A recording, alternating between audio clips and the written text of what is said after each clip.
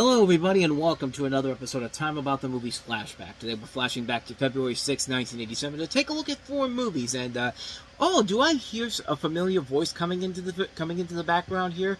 It's your old pal Paul Schrader, who has a brand new movie out this weekend featuring that young whippersnapper from Back to the Future and Joan Jett and Jenna Rollins. This is of course Light and Day. We got real family loyalty. Michael J. Fox is Joe Rasnick. Do what you want with your life. But Benji ain't just yours. He's mine. And he's mom and dad, and he's his own too. He's trying to help his family. Maybe we'll bring us all closer. But he's got a dream of his own. He's taking it all the way to the light of day. Michael J. Fox, Jenna Rollins, Joan Jett, Light of Day. Rated PG-13. Starts Friday, February 6th at a theater near you. In the story of Light and Day, we have the siblings Patty and Joe Rasnick living in an industrial suburb in Cleveland, Ohio, and playing in a local rock band called the Barbusters. When Patty is focused on their rock band, Joe is also devoted to the family and the upbringing of Patty's young son, Benji. Their pious mother, played by Jenna Rollins, reapproaches them for their way of life. Okay, I'm done with the voice right now, but if you've seen my other videos where I've done the voice of Paul Schrader, that's why I brought it back into play here. But their pious mother reproaches them for their way of life, especially when they quit their jobs and go on tour, taking Benji with them. In the steamy, smoke-filled clubs in and around Cleveland, they find their happiness living the dream with the Barbusters. Patty and Joe live their lives for 1 hour in the spotlight on stage, and when the lights go down, their world lights up. With hard times in the family and hard knocks on the job, it's hard rock music at night that keeps them alive. So notably, this was actually the first movie Michael J. Fox did after his big double whammy year in 1985, where he broke out with Back to the Future and then Teen Wolf. So this was his first real chance to show his potential as a box office draw, and not the fact that he was just a one-trick pony who had not one but 2 really good movies come out at the same time that were big hits. And this was more of a chance for Fox to take on a more serious role, as he had been known mostly as a comedic star at that point, and was actually one of the few projects where he actually smoked in front of the camera, although as a chain smoker, and he avoided being photographed with a cigarette out of fear that it would encourage smoking overall. And truth be told, this was actually written for Bruce Springsteen, but he passed on the project in general, and so they basically rewrote it. He actually wrote the song Light of Day for the film, and that became the new title for the movie.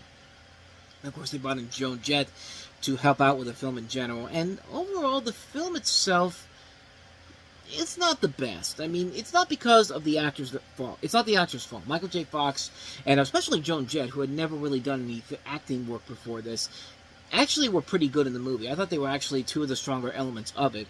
You have a cast also includes Michael McKean and Jason Miller. The casting overall is good. The story is pretty generic. I think that is the major flaw of the film, is that the story has been there, done that, by the numbers type of stuff. We've seen kind of the story done before so many times in the past, and it doesn't have that spark that elevated to another level here. It's a shame, because everybody is given their all in the movie. Nobody is really terrible in here. It's just that the movie itself just isn't really written all that well. You know that Paul Schrader is more capable of making good movies than this, and it just felt like they were kind of half-assing it all the way across the board here. Not because of the movie itself, or the actors as a whole. It is more the movie itself, not the actors themselves. The actors are doing the best job that they can with this. The rest of the film just isn't working overall, and it's kind of a letdown. And luckily, Michael J. Fox would have a much bigger success later in the year with The Secret of My Success, and even that wasn't that great of a movie, but still made more money than this did, so nevertheless, his star power was still very much intact. I mean, Back to the Future and Teen Wolf was not just a one-year wonder type of thing. I mean, he would have a successful career after this point, but yeah, that's Light of Day for you. Not great, but nothing bad either. It just needed a much better story than what it had. So let's go ahead and get on to our next movie, and that is Deborah Winger and Teresa Russell starring in Black Widow. Every man she marries mysteriously dies. She married 3 different men. She killed all of them. That's not something you see a woman do. Which part do you figure a woman isn't up to? The seduction or the murder? Alex Barnes has uncovered the truth. You don't quit your job to go chasing after some phantom. I know I'm right. But proving it could be fatal. Deborah Winger, Teresa Russell, Black Widow. She mates and she kills. Rated R.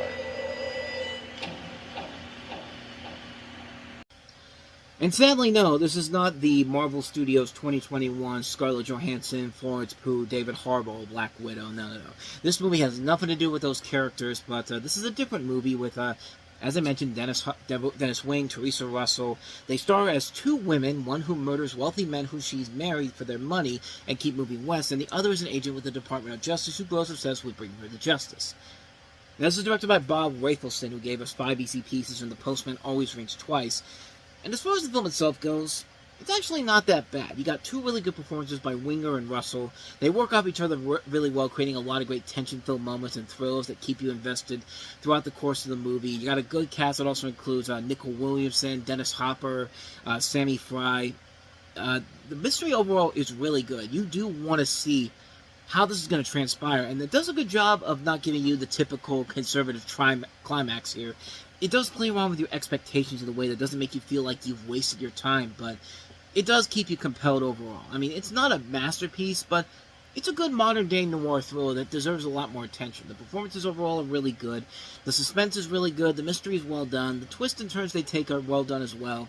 Not a classic overall, but I think it's a film that deserves a lot more attention overall. It's a film that works. It's a film that's fine for what it is, and it's pretty much a good movie overall. One you should definitely check out. So with that said, on to our next movie, and that is Judd Nelson in From the Hip.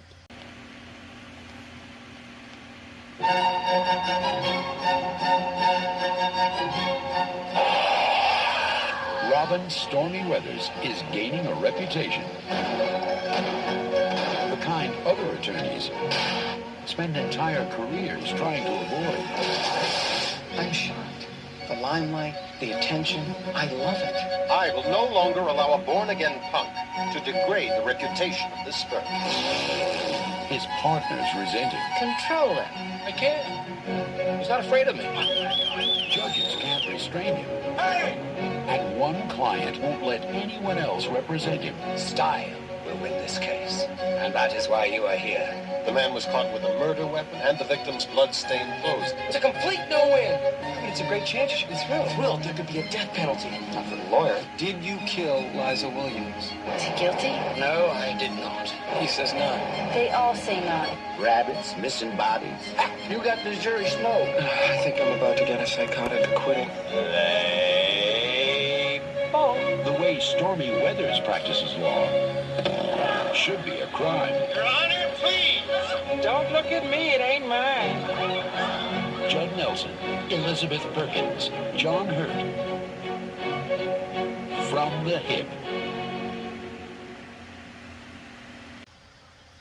Yeah, it looks like a pretty good comedy and not another genre that it was originally supposed to be by any means necessary. Judd Nelson has decided to start acting his age. As Peter Quinn-Hackis reports, Nelson has stepped out of his familiar teenage roles and into a thriller. You are aware, sir, are you not, that this was the night of Liza Williams' disappearance? Now, do you have any information?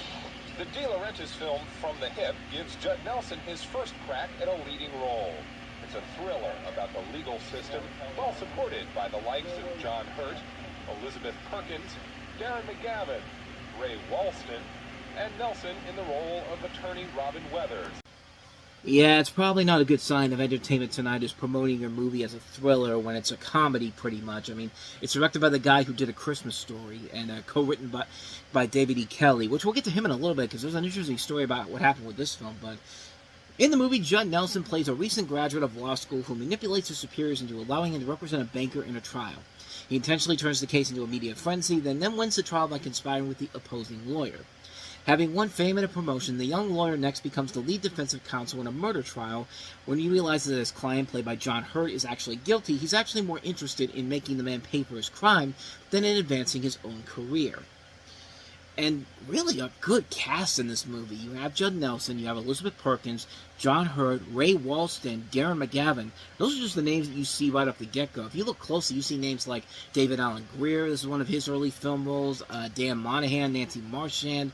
You know, just a lot of notable names in this movie. And again, this is notable because it's the feature film debut. It's the screenwriting debut for David E. Kelley, who was actually had a script that was so impressive, Stephen Bochco looked at it and said, come on over to LA Law and be a story editor. And that's how he began his legitimate career. And there's potential there for something good here, but unfortunately, the film kind of falters because of what I said before. It's being marketed as a comedy, but then when it was in production, it was supposed to be like a thriller and a drama, and if you can't decide on what your genre is before you make the movie, chances are you probably need to rethink your strategy before you start selling this as something that it really is that it's supposed to be. Like, maybe it started off as a drama, and then it became a comedy. I don't really know for certain, but, I mean, overall, I can't say it's a bad movie because I think the actors do carry the load of it, and Bob Clark does a decent job of directing this movie, and you see a little bit of what, David E. Kelly brings to the table as a filmmaker going forward, and especially considering what Bob Clark would do after this. This is actually probably one of his overall better films after A Christmas Story, when you really think about it, because think about what he does after this. The Baby Geniuses movies, The Karate Dog, Loose Cannons. Maybe My Summer Story is a little bit better than this, but yeah, I would probably say My Summer Story is better than this, but you get the idea. This is definitely one of those movies where you can start to tell that Bob Clark's directing tenure was kind of starting to sink lower and lower, but it's not a bad movie. It's not one that I don't think really has figured out what its intentions is supposed to be. Like really, you got a good cast in here that could carry the load, but like I said, if it can't decide on what genre it's supposed to be while they're making it, maybe that should be a sign that you should probably have another rewrite of this before you decide to make this film. Just my personal take on it, So with that said, let's move on to our last movie that we have here, and that is Mary Steenburgen in probably the most underrated movie of the entire weekend, Dead of Winter. She should have known Oh, God, help! not to talk to strangers, Please, not to get in their cars, they're gonna kill me. not to sleep in their beds, especially in the dead Please don't go. of winter. Dead of Winter, rated R. In continuing with the tradition that a thriller in the snow is usually going to turn out really good, unless your name is the Snowman and stars Michael Fassbender. But yeah, this is another great movie, great little underrated gem of a film. It's a thriller that takes place in the snow, kind of like Ghost Story earlier in the decade. But in the film, you have Mary Steenburgen as a struggling actress living with her husband and student brother who is visiting. She attends an audition that she found in the paper and is selected to shoot a short video which will be sent to the director for his approval. Mr. Murray, the man holding the audition, picks Katie up and takes her to a remote mansion where they shoot the video. Katie is selected to replace the previous lead in the film, who looks remarkably like her. Soon, however, things begin to look as if they're not what they seem. Katie soon realizes she is in danger and attempts to escape. This is directed by Arthur Penn, who had a couple of movies in the 80s that weren't as strong as some of his earlier works. The last thing he directed was Penn and Teller Get Killed, which we talked about in the 1989 Leftovers episode. And it wasn't bad, but it wasn't great either. But this movie, on the other hand, is really good. And it works because of what I said before. The fact that it's a thriller taking place in the snow, which creates these really good winter shots. It's very well done. You also have a great cast to work with Steenburgen, including Roddy McDowall, who's really good as Mr. Murray. And, again, the tension is very good in this film. Mary Steenburgen won an Oscar for a particular reason. And, yeah, you see it in this film. She plays very well here. She's basically playing 3 different roles in here. And she knocks it out of the park in all 3 of these roles. This is a movie that's just really intense, has a great visual look to it. The cinematographer for this, Jan Winicky, does a very good job of handling this, the visual look of the film. Richard Einhorn does a good job with the score. The tension is there, like I said, all over the place. And it's just such a really good, intense film that just keeps you on the edge of your seat. Doesn't give you a bland, predictable ending. It really does keep you invested all across the board here, and it really is a well-made film, and it's one you should definitely look out and find for. I mean, if Shout Factory is putting it out there, then there has to be some merit towards it, one would think, but yeah, definitely one I recommend checking out. Easily my pick of the week, Dead of Winter. Seek it out.